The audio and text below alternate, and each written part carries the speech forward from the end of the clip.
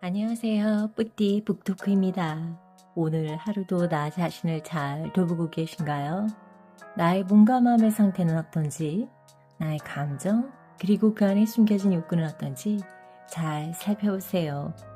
오늘의 책 소개할게요. 생각의 각도. 오늘은 문제를 대하는 나의 태도에 대한 이야기를 할 거예요. 문제가 생기면 나는 그 문제를 어떻게 받아들이는지 생각해 보면서 들어보세요. 발췌해서 읽어드릴게요. 문제가 점점 더 심각해지는 까닭. 문제가 생기면 너무 심각하게 생각하지 마라. 모든 문제는 지나치게 심각하게 생각하기 때문에 더 심각해진다.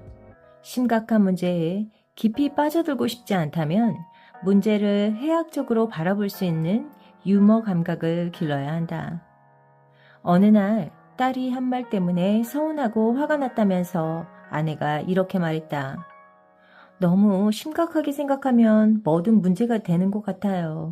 대수롭지 않게 생각했다면 얼마든지 가볍게 넘길 수 있는 일인데 어제는 너무 심각하게 생각해서 화가 났던 것 같아요. 실수를 저질렀을 때, 일이 뜻대로 안 풀리고 꼬일 때, 누군가와 다툼이 생겼을 때 지나치게 심각하게 생각하면 상황이 점점 더 심각하게 느껴진다.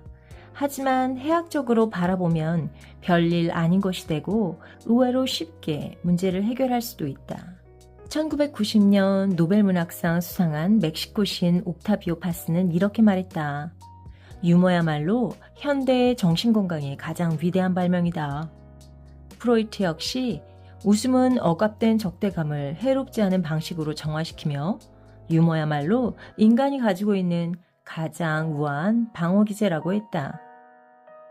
심각한 사람에게는 아무것도 아닌 일이 문제가 되고 해학적인 사람에게는 아무리 심각한 문제도 아무것도 아닌 일이 된다.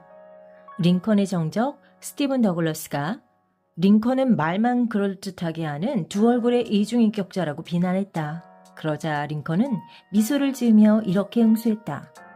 제가 두 얼굴의 소유자라면 오늘처럼 중요한 날에 왜 이렇게 못생긴 얼굴을 가지고 나왔겠습니까? 한 번은 어떤 상원 의원이 링컨의 아버지가 구두수성공이라고 조롱하자 링컨은 오히려 정중하게 대답했다. 감사합니다, 의원님. 한동안 잊고 지냈던 제 아버지를 떠올리게 해주시니 말입니다. 제 아버지는 정말 완벽한 구두수 성공이셨습니다. 누구든지 제 아버지가 만든 구두에 문제가 생기면 가져오십시오. 아버지 솜씨를 따를 수는 없지만 제가 정성을 다해 수선해드리겠습니다.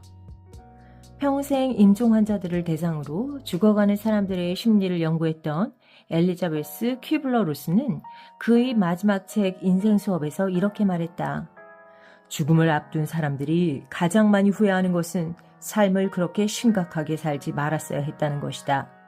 그때 좀 더 심각하게 나갔어야 했는데 이렇게 후회하면서 죽는 사람은 없다. 여러분은 어떤 생각이 드셨나요? 내가 문제를 받아들일 때 문제를 심각하게 받아들이는지 아니면 링컨처럼 해학적으로 넘어갈 수 있는 그런 사람인지 돌아보세요. 후자와 같은 대응을 할 수 있다면 정말 너무 좋겠다는 생각이 들더라고요. 사람이 죽기 전에 좀 더 뭐뭐 할 걸, 좀 더 사랑해 줄 걸, 좀 더 친절하게 굴 걸, 이런 후회를 많이 한다고 해요. 그런데 좀 더 심각하게 살 걸, 이런 후회는 하지 않을 것 같아요. 유머는 특별한 힘을 가진 재능이란 생각이 들어요. 제가 클 때는 유머의 중요성을 몰랐어요. 그런데 나이가 들어서는 유머가 너무 중요하다는 것을 깨닫고 있어요. 그리고 유머가 성품 중에 하나더라고요. 사람의 인간성, 본성을 잘 파악하는 사람만이 유머를 지닐 수 있죠. 이런 유머 감각을 가진 사람이면 좋겠다 싶습니다. 여러분의 과거를 돌아보세요. 재치 있게 대처해서 좋은 결과를 얻었던 경험이 있으실까요? 이 유머는 사람에 대한 사랑과 여유에서 나올 수 있다는 생각이 듭니다. 사람 자체를 사랑하고 여유를 갖게 되면 유머 성품을 가질 수 있겠다, 그런 생각이 들어요.